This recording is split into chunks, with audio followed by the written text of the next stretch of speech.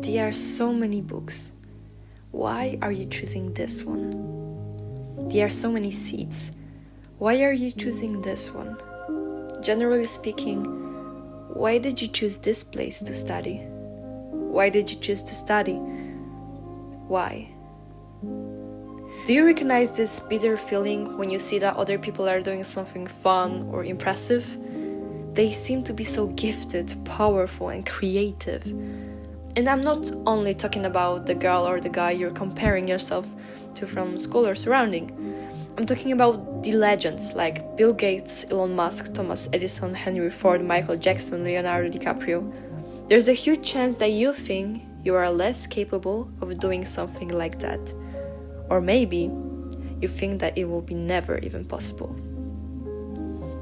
Where you start doesn't define where you end. Even those who face huge challenges or started small became legends. Think about Albert Einstein, Cristiano Ronaldo, Steve Jobs, Mark Zuckerberg, Bill Gates, and Paul Allen. They all prove that greatness can begin anywhere. In a tiny room, a dorm, or a garage, and grow into something extraordinary. It's not where you begin that matters. It's the decisions you make every single second of your life. Let's not make any extra stories and just get straight to the point. Many decisions in your life either float past your heads like a gentle soft cloud, made not by your conscious thinking but by autopilots that has been created in your mind. Your brain does that basically because he wants to save your energy and spare the pain of making every decision consciously. It's as easy as that. It may sound a little bit crazy at first, but I'll explain everything to you in this video, so don't worry. I've grouped these autopilots into two categories. When it comes to bigger decisions, like what extra classes you should choose, or what to do in your free time, or what university you should go to, or what to do in the future, we often rely on other people. We feel the need to meet someone's expectations. For example, parents, or and generally family, teachers, friends. We also fear standing out, which is basically the same. People often point us toward the most chosen path, what is popular, repeated in our environment, the one that feels safe, doesn't stand out, and doesn't risk criticism or failure. Regardless of their intentions, you still hold the right to make your own life decisions and to stop listening to everybody's advices except your own. These decisions are also made through patterns rooted in our brain, and this will be the cooler part. So, how do they form? The thoughts you're repeating again and again, especially when you attach strong emotions to them, shapes your life mindset, determine what choices you make, and what actions you take. For example, a child who often hears, "You can't do anything right," may develop a pattern like, "I'm not smart." Every time when they see a proof of it, the pattern gets stronger till it starts to act automatically.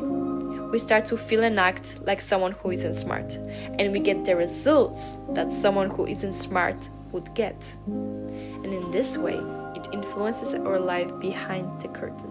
When an experience is too strong and we can't handle it, the emotions can get frozen in the brain. Later, they may return as fears, stress reactions, or problems in relationships. Although these patterns form throughout our whole life, it happens most easily in childhood. Why in childhood? Great question. The child's brain is extremely plastic. It learns quickly and creates new neural connections with ease. This is what makes it possible to absorb language or motor skills so fast, but also to learn things about life or themselves that can be destructive later in life. That happens because they don't yet have the critical thinking adults do. They tend to believe everything they're told, since they don't know much about the world yet, and they see adults as the main source of truth. The emotional regulation system is still developing. That's why feelings like fear, shame, or rejection can be stored much more deeply. Some of the patterns in our brain have also been passed down since the very beginning of humanity. For example, we feel a strong need to belong to a group, as I said earlier. Or we get stressed over things like school, even when it's not life or death, because our brains are wired to react to challenges as if our survival depended on it. Think about it.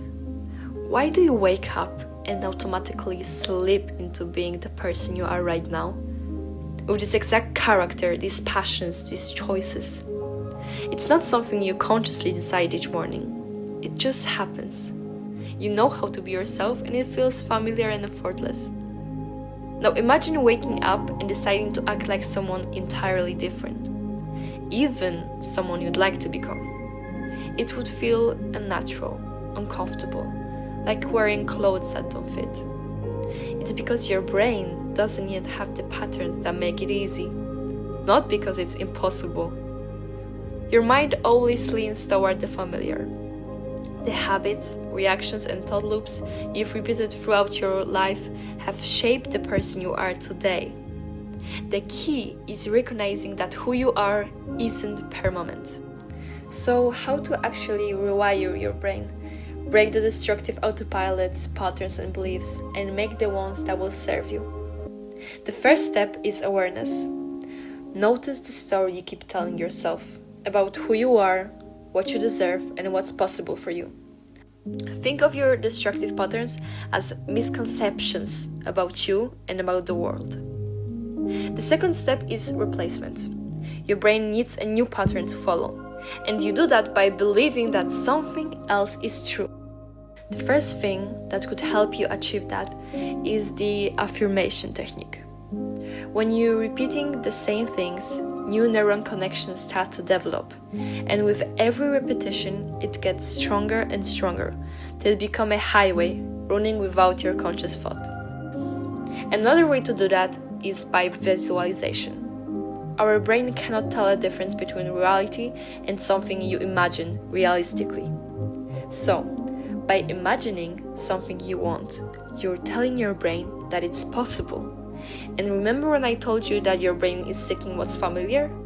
Yeah, your desires will become more familiar and your brain will start seeking it. The only person who can put you in the life you want and turn your greatest visions into reality is you. And the only way to do that is to hold onto the drive within you and to turn it into fuel for your actions.